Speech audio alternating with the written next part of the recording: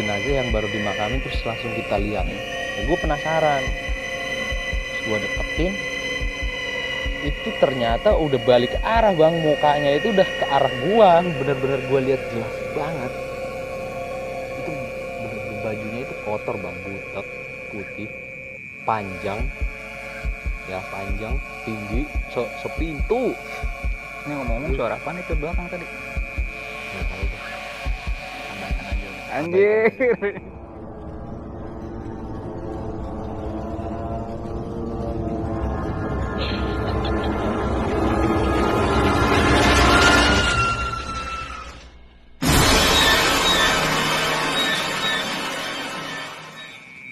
Assalamualaikum warahmatullahi wabarakatuh. Salam sejahtera untuk kita semua. Balik lagi sob, masih di Pengabdi Setan, pengalaman pribadi tentang setan. Untuk kali ini ada sohib gue nih yang mau cerita. Kita kenalan dulu. Oke. Bang siapa?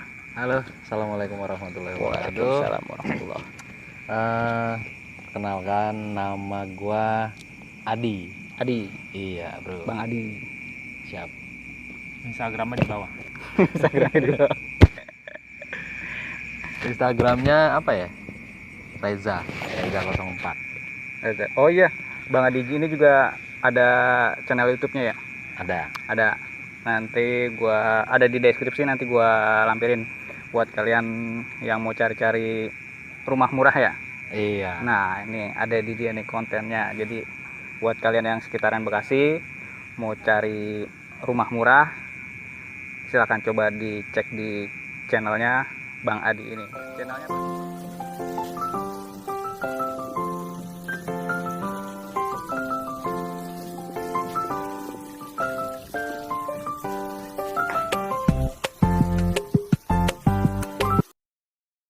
Halo guys, assalamualaikum warahmatullahi wabarakatuh. Kembali lagi bersama gua Bang Reja Channel. Hari ini gua lagi di perumahan Logam Bangun Setia. channelnya apa? Celine Dion. Nama anak gua bro. Oh, nama anaknya. Iya, tapi gue bikin depannya AM Celine Dion S. Tis. Mantap, mantap. Nama sekeluarga. Nama sekeluarga. Iya. Nah, ini lanjut ke cerita horornya nih. Yang mau cerita siapa nih? Oh, yang pojok belum kenalan. Oh iya. Dikenalin juga. Oh iya dong. Oh, dikenalin juga. Assalamualaikum semua. Selamat Waalaikumsalam. malam. Gua Deki. Bang Deki. Tuh, Bang Deki. Instagram di bawah juga. Instagram aku tidak aktif. Oh, nggak aktif. Facebook? Cuma punya.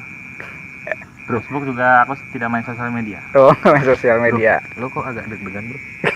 Santai, santai, santai. Ini ya agak serem juga ya. Iya, emang lokasinya juga. Lokasinya. Distrek ini deh.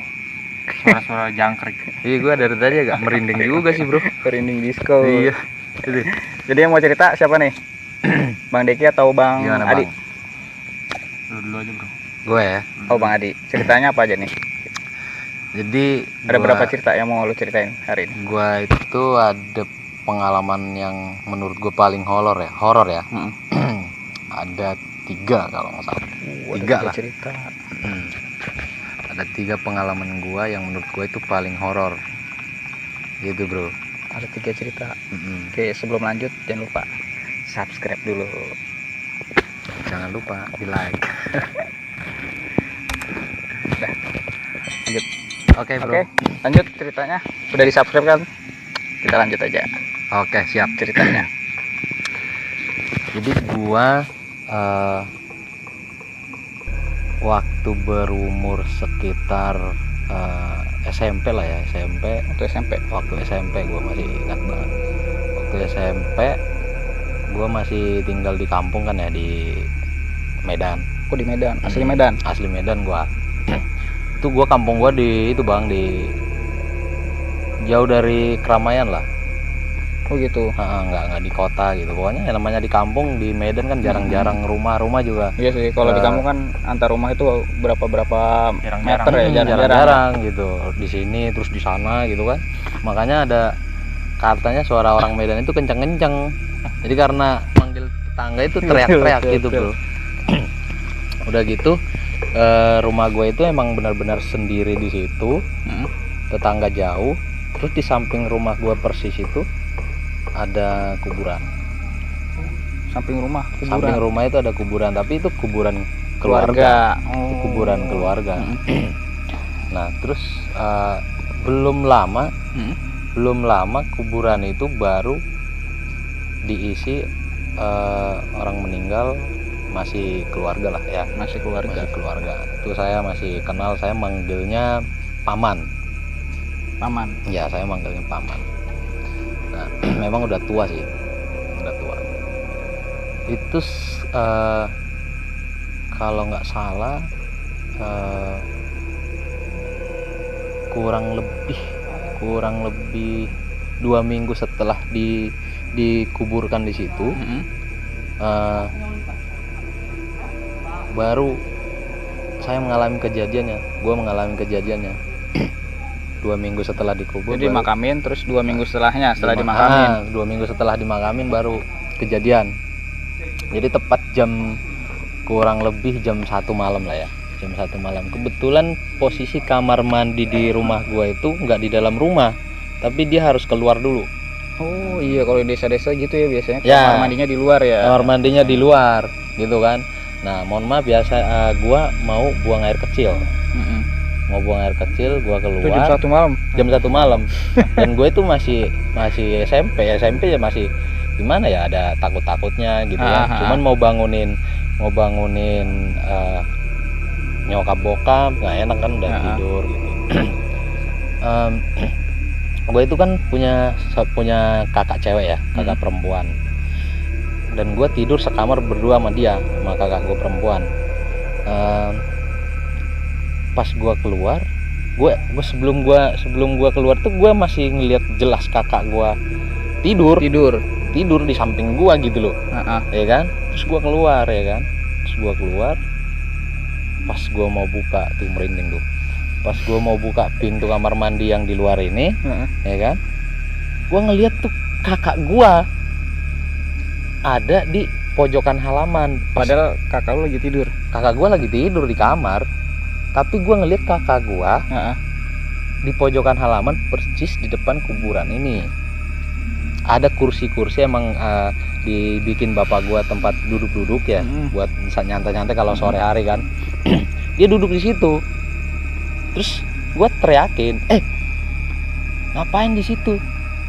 Gue gituin kan, kak ngapain di situ gitu kan. Cuman nggak nyaut. Dia itu yang gue bingung itu, dia percis menyerupai pakaian kakak gue tuh. Gue ingat banget punya jaket yang warna kayak biru langit gitu ya, warna biru langit, pakai topi, jaket topi gitu. Hoodie. Jadi dia dalam hati saya, itu kenapa kakak saya di situ gitu kan. Terus saya teriakin, ngapain di situ? Saya kira lagi teleponan, iya kan? Saya kira lagi teleponan, tapi nggak mungkin jam 1 malam orang dia juga tidur tadi gitu kan. Saya sampai nggak jadi buang air kecil, saking penasarannya saya teriakin, dia nggak mau lihat saya, nggak noleh gitu atau gimana gitu kan. Itu aja dia duduk di kursi itu. Terus saya masuk ke rumah, saya buka kamar, kakak saya tidur bro. Waduh, ada di kamar itu, beneran. Itu asli bener-bener. Tapi lu nggak sempat nyamperin yang lagi duduk itu? Nggak, saya samperin. Karena feeling udah nggak enak ya? Kalau feeling saya sih nggak sama sekali, nggak ada macam-macam. Tapi setelah saya lihat kakak saya di dalam, penasaran kan, gue lihat kakak gue ada di kamar tidur, itu gue baru feeling nggak enak. Waduh, siapa yang gue lihat? Gue kira itu entah maling malah. Oh gitu mikirnya. Iya, gue kira itu entah maling, soalnya bokap gue naruh mobil itu, garasi kan nggak dikunci ya, terbuka gitu kan. Gue tuh takutnya dia ngumpet mau ngerjain mobil bokap gue, entah ngambil apa gitu kan ya. Gue penasaran. Terus gue deketin, itu ternyata udah balik arah bang, mukanya itu udah ke arah gue. Jadi lu deketin? Gue deketin, cuman lu masuk ke kamar nih, ada kakak lu, ada kakak gue. Terus lu penasaran keluar, lu deketin. Pas gue lihat lagi itu tuh dia udah balik arah. Tadinya ngebelakangin gua kan. Iya bro, tadinya ngebelakangin pintu rumah gua, ya kan. pas gue keluar dari kamar ngeliat kakak gue ada di kamar, gue buka pintu, udah balik arah, mukanya udah arah ke gue gitu. Ternyata ya sekilas gue lihat ya itu yang saudara gue yang baru meninggal. Oh, kalau istilah di astral itu apa? Korin ya istilahnya. Gitu. Terus udah gitu gue langsung lari kan, karena gue tahu dia udah meninggal kan. Gue langsung lari sampai pintu itu nggak gue kunci, gue bangunin mak gue, gue bangunin ibu gue. Kalau di sana kan manggilnya mak kata gue sebutin namanya kan, nama almarhum kan. Mak, saya ngeliat si Anu, kata saya. Di mana? Ada aja katanya. Nggak ada itu katanya. Di luar beneran, coba lihat kata gue kan. Dilihat sama mak gue, mana nggak ada katanya. Nggak ada itu. Nggak ada. Pagi samperin sama malu. Terus gue juga ikutin sampai bokap gue itu dibangunin sama nyokap gue ngelihat keluar, karena nyokap gue juga agak takut juga. Itu kan, jadi keluar bareng-bareng tuh bertiga sama bokap gue. Tadi duduk di kursi itu kata gue. Nggak ada bro. Gue juga udah nggak ngelihat, nggak tahu kemana-mana. Nah nggak lama itu langsung wanginya minta ampun bro, langsung wangi serut lewat. Tapi kalau wanginya ibu lu juga nyium semua, langsung wangi serut gitu dari depan pintu rumah, langsung lewat serut wangi. Tuh merinding. Itu pengalaman gue yang pertama bro, itu gue ingat banget, masih SMP kalau nggak salah, kelas 2 lah, kelas 2 SMP ya. Gitu. Tapi setelah itu udah nggak ada lagi. Kalau dia almarhum itu gue ngelihat itu aja, itu doang sekali itu. Terus kata ibu gue, dia itu senang katanya, karena istilahnya kuburannya itu juga, makamnya itu kita bersihin, karena kan di samping rumah bro, kita rawat gitu kan. Dia itu senang katanya, karena emang gue juga orangnya emang agak aktif ya, rada aktif. Gue bersihin juga, kadang gue pulang sekolah rumputnya gue cabutin pinggirannya gitu kan. Kadang kalau di sana kan kuburan gede, terus nggak cuman tanah gitu, ada kayak apa sih namanya ya, kayak kuburan Cina gitu bukan? Iya, dikasih bangunannya gitu loh bro. Oh iya, kayak kuburan Cina di tembok gitu kan. Gitu. Jadi gue sering kalau misalkan udah kayak besi-besinya udah karatan, pagar-pagarnya gitu ya, gue suruh ibu gue beli cat, gue cat gitu. Emang gue yang ngerjain gitu, karena kebetulan gue doang yang aktif anak cowok ibu gue kan. Gitu. Jadi kata ibu gue itu mau bilang terima kasih sama kamu katanya. Cuman yang anehnya kenapa gitu menyerupai kakak gua, ya kan? Biar nggak langsung kaget kali ya. Iya. Dan sebenarnya gue juga agak mikir, agak heran juga, ajaib juga kan nih kakak gue nih, kata gue kan. Tadi perasaan di kasur, tadi udah di gua depan. kira, gue feeling gue itu dia pas gue keluar dia ngikutin dari belakang gue kan. Dia langsung ke situ, gue kira dia lagi teleponan kan. Ternyata enggak. Itu bro, aduh. Tuh ya lu bayangin lah, jenazah yang baru dimakamin terus langsung kita lihat. Iya. Nggak kebayang itu. dan yang paling menyeramkan itu menurut gua, yang pas gua lihat kakak gua ada di kamar, terus gua samperin lagi, gua kira maling ya kan. Saya kira maling. Ternyata dia udah balik arah, wajahnya arah ke saya. Nengok. Lari bro saya. Itu saya mohon maaf nggak jadi buang air kecil, Ditahan itu sampai pagi. tahan ya nggak ini lagi, Nggak kepengen lagi ya, karena ketakutan itu, kepikiran nggak bisa tidur beneran. Gitu. Itu cerita gue, pengalaman horor gue yang paling pertama tuh, waktu yang pertama waktu SMP itu. Pertama udah merinding gini. Udah, memang gue rada sering sih ngeliat kayak gitu, rada sering gua. Iya. Gua nggak tahu gua bisa ngeliat begitu itu beneran ada atau enggak, gua nggak tahu ya. Tapi karena faktor capek atau terserah gimana? Orang-orang lah mau bilang apa, bohong atau gimana, terserah, karena gua sendiri yang tahu gitu kan. Gitu. Terus yang kedua, waktu gua nemenin teman gua tidur di kontrakan. Daerah mana nih? Tambun. Oh, dari Bekasi. Dari Bekasi setelah Oh, gue udah pindah ke Bekasi. kerja di Bekasi, ya kan. Gue nemenin, kebetulan teman gue ini, nggak usah sebut nama ya. Teman gue ini ada masalah. Ya ada masalah. Terus dia minta tolong ditemenin tidur di kontrakan dia. Ada kali sekitar 2 minggu gue temenin dia tidur di kontrakan. Jadi gue ke kontrakan gue, cuman salin doang, ngambil baju ya kan. Terus setiap tidur gue ke kontrakan dia, daerah Tambun. Memang gue sering main ke kontrakan itu, Bedeng, biasanya dipanggil Bedeng, nama kontrakan itu Bedeng. Memang gue sering main sama teman-teman sekantor gue kan, sering main ke situ. Kata teman-teman gue itu kalau lagi nongkrong mereka sering dengar suara ketawa. Oh, memang dari yang udah ngontrak di situ memang sering cerita kalau memang sering ada hal-hal yang aneh gitu. Kontrakannya itu berjejer gitu, panjang ya, banyak beberapa pintu gitu kan. Terus depannya itu ada pohon ceri, pohon pisang, emang semak belukar bro, kayak di belakang ini. Iya, emang semak belukar. Ini juga ngeri, belakang pohon pisang mulu. Ngeri saya.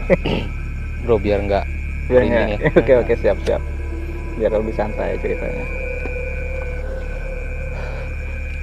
Tuh kan.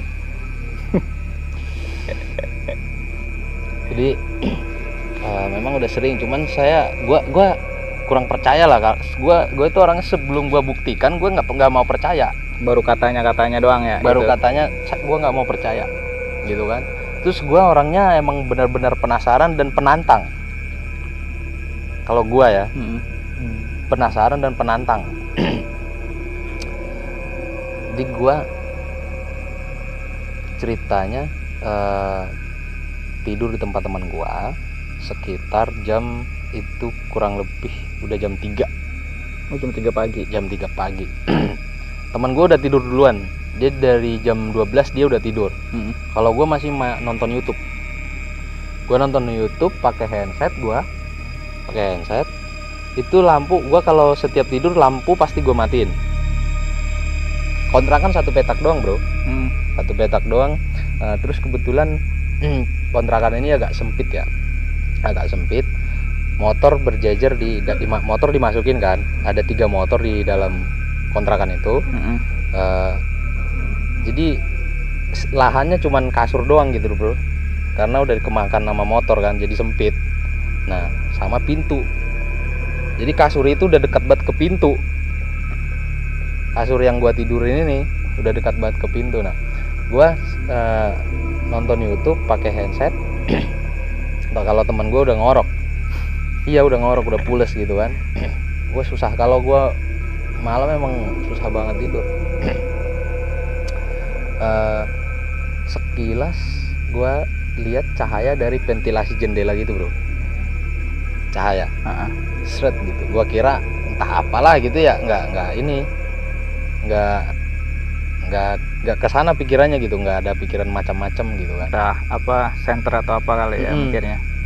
Terus gue ingat banget teman gue itu naruh dispenser di depan pintu, ini pintu ya, sampingnya. Di sampingnya ini dispenser, terus aqua galonnya ini ditutupin pakai sarung aqua gitu. Sarung galon itu ya. Ada bonekanya.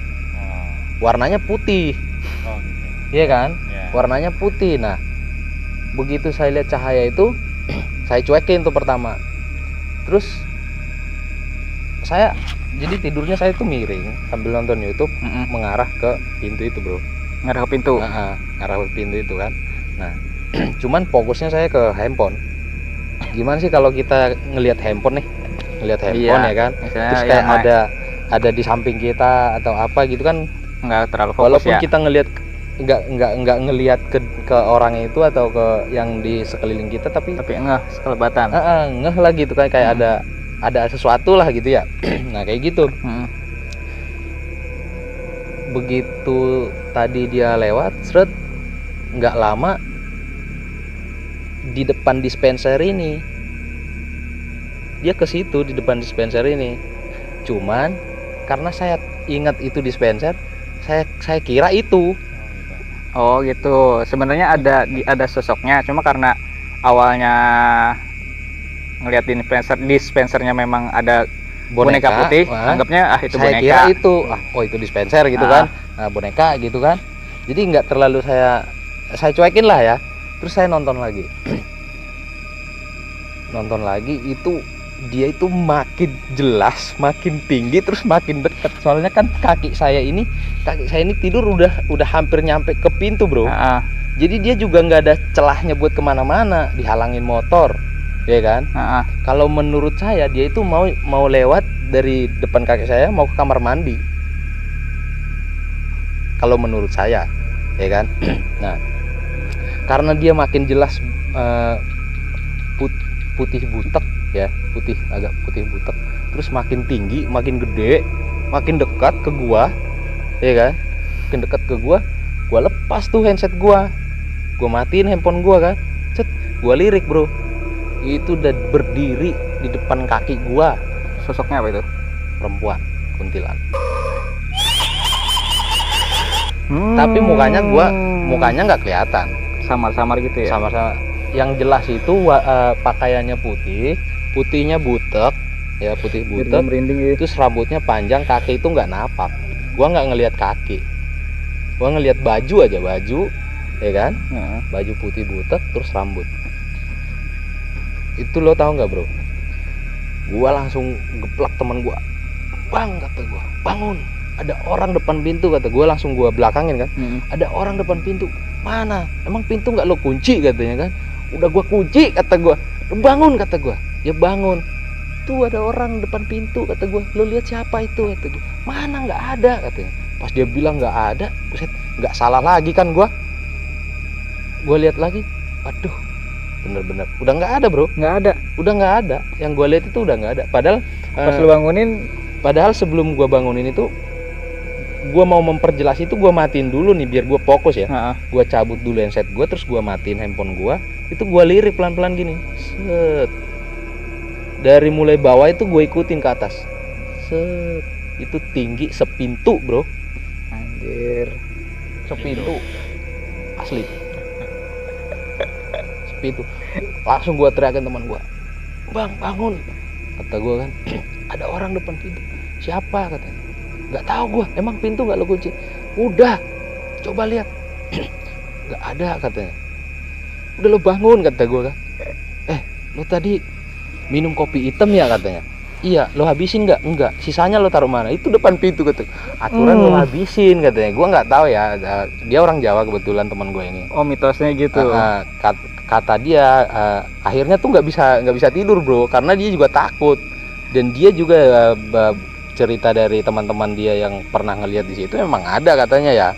Jadi dia juga benar-benar takut, teman saya tuh. Jadi nggak bisa tidur itu dari jam 3 sampai pagi, nggak bisa tidur.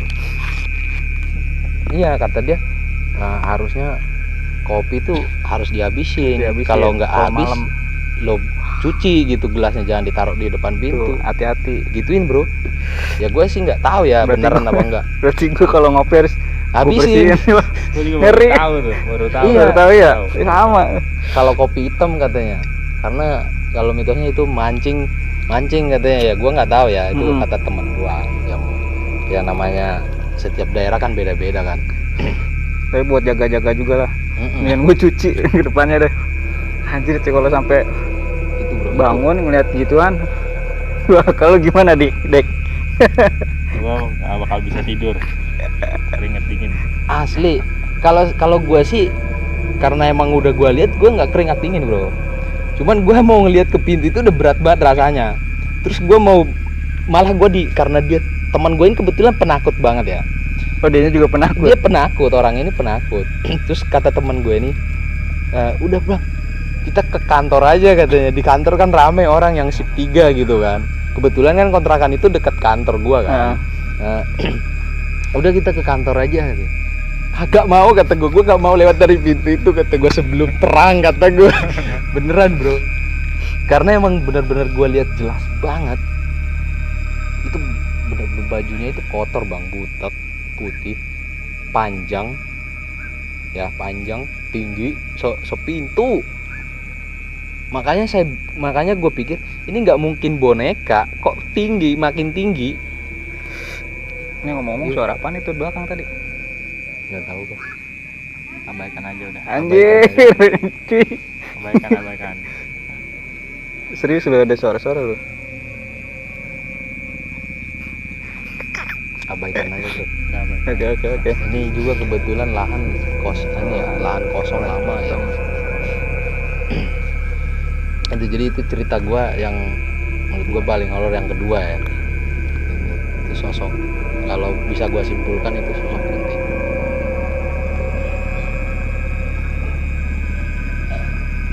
Iya. Gitu bro. Ini yang kedua udah makin serem ini. Iya. Terus Ada lagi? Terus yang ketiga, Oh, ada lagi. yang ketiga ini sama.